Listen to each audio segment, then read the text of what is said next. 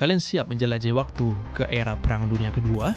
Tapi ini bukan sembarangan era. Ini adalah era di mana jet tempur super cepat merobek langit di zaman itu. Percaya nggak percaya, di tengah kekacauan perang, teknologi canggih ini mulai menunjukkan taringnya. Video ini akan menguak misteri, fakta, dan kontroversi seputar jet tempur di Perang Dunia Kedua. Pernahkah kalian mendengar desas-desus tentang jet tempur rahasia Nazi yang mampu menembus kecepatan suara?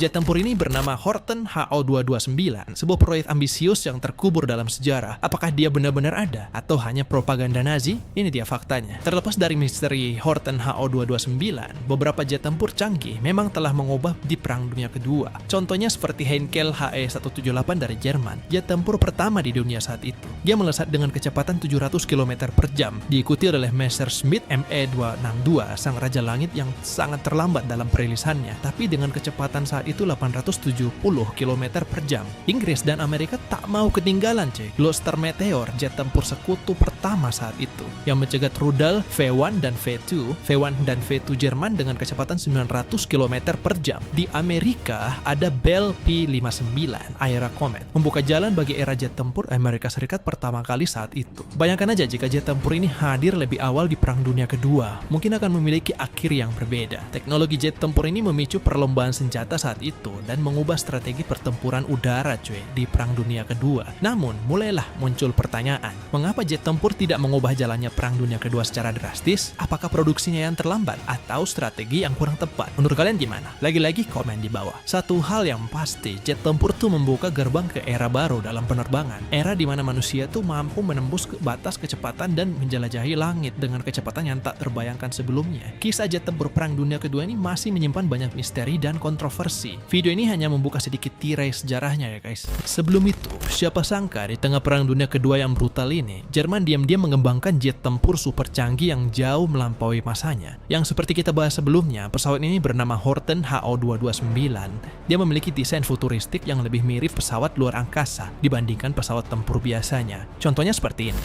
Bayangkan aja, bentuk sayap terbang tanpa ekor yang revolusioner dan kecepatannya itu luar biasa. Dia itu hampir mendekati 1000 km per jam. Dan ada teknologi silumannya, cuy, yang membuatnya sulit dideteksi radar-radar musuhnya. Horten HO229 ini didesain oleh Horten bersaudara, visioner di bidang penerbangan. Penerbangan perdananya di tahun 1945. Waduh, tepat banget sama tahun merdekanya Indonesia ya. Ini mencengangkan dunia, cuy. Terlalu canggih untuk masanya. Hanya 3 purwarupa yang dibuat saat itu. Meskipun tidak sempat mengubah jalannya Perang Dunia Kedua, HO229 ini membuka jalan bagi masa depan penerbangan. Desainnya menginspirasi pesawat-pesawat modern seperti Northrop B-2, Spirit, dan proyek-proyek futuristik NASA. Tapi ternyata ada lagi nih 10 pesawat jet yang sebenarnya ini salah satu pesawat yang terbaik di Perang Dunia Kedua. Yang pertama, Supermarine Mk24 Spitfire, ketinggian terbaik di antara semua pesawat tempur. Desain sayapnya yang intuitif, mudah diterbangkan oleh pilot berpengalaman dan pemula. Varian terbaiknya adalah Mk9, seimbang dalam performa dan mudah diproduksi saat itu. Mk24 memiliki performa luar biasa, namun tidak tersedia saat dibutuhkan. Istilahnya nih limited edition ya. Terus yang kedua itu ada Mustang P51D Amerika Utara. Mesin Merlin Inggris mengubahnya menjadi salah satu yang terbaik di dunia. Pesawat tempur bermesin tunggal pertama dengan jangkauan ekstrim, keunggulan strategis, mengawal pemboman berat ke seluruh Jerman saat itu. Hampir sama cepatnya dengan Spitfire, jangkauan lebih jauh dan lebih baik dalam serangan darat, membawa perlawanan kepada musuh, membantu sekutu memenangkan perang. Yang ketiga ada Focke-Wulf FW190D9, dikenal sebagai burung jagal, tangguh, andal, dan multimisi, merevolusi pertempuran udara Jerman di akhir Perang Dunia. Pesawat tempur bermesin tunggal paling kuat dan tercepat Perang Dunia Kedua ini, dia memiliki kecepatan tertinggi dan tenaga kuda lebih tinggi, yang bisa menjadikannya yang terbaik saat itu. Yang keempat seperti yang kita bahas sebelumnya, yaitu Messerschmitt Bf109K. Varian Bf109 ini dengan performa yang tertinggi, relevan hingga akhir akhir Perang Dunia saat itu. Kecepatan, daya tembak, dan kemampuan manuvernya tuh sangat unggul. Jumlah produksi, korban jiwa, dan masa pakainya juga yang lebih lama. Pesawat tempur taktik boom and zoom ini sangat terbaik saat itu.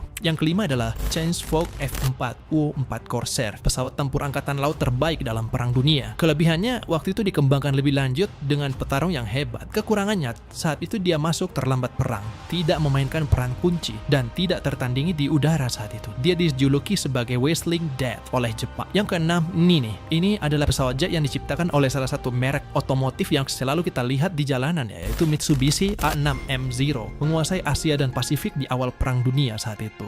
Kelemahannya, lapis bajanya tuh buruk, kecepatannya lambat, dan ketidakmampuannya untuk mempertahankan kecepatan tinggi di langit. Tapi dikenal juga karena kemampuan manuvernya, daya tembak, dan jangkauannya tuh tinggi banget. Ada juga julukannya yaitu Zero Killer, F4F Wildcat, bukan F6F Hellcat. Selanjutnya yang ketujuh, yang kebetulan bersandingan dengan Mitsubishi tadi, yaitu Grumman F6F Hellcat, membalikan keadaan melawan Jepang saat itu. Keunggulannya tuh lebih mudah diterbangkan daripada Corsair, menembak jatuh lebih banyak pesawat dibanding pesawat sekutu lainnya, membawa Amerika Serikat ke gerbang Tokyo, memiliki 350 pilot jagoan terbanyak dalam sejarah pesawat tempur Amerika. Yang ke-8 ada lagi nih dari Messerschmitt ME-262, jet tempur pertama di dunia. Lawan mematikannya bagi pembom di pesawat tempur saat itu. Kelemahannya tuh mesinnya sangat rentan, dan itu adalah startup keduanya tuh lambat. Kurangnya juga bahan untuk diciptakannya pesawat jet lanjutannya. Tapi dia itu jauh lebih maju dari apapun yang dimiliki sekutu saat itu. Pesawat tempur terbaik juga dalam perang dan tanpa keraguan. Yang ke-9 adalah Republic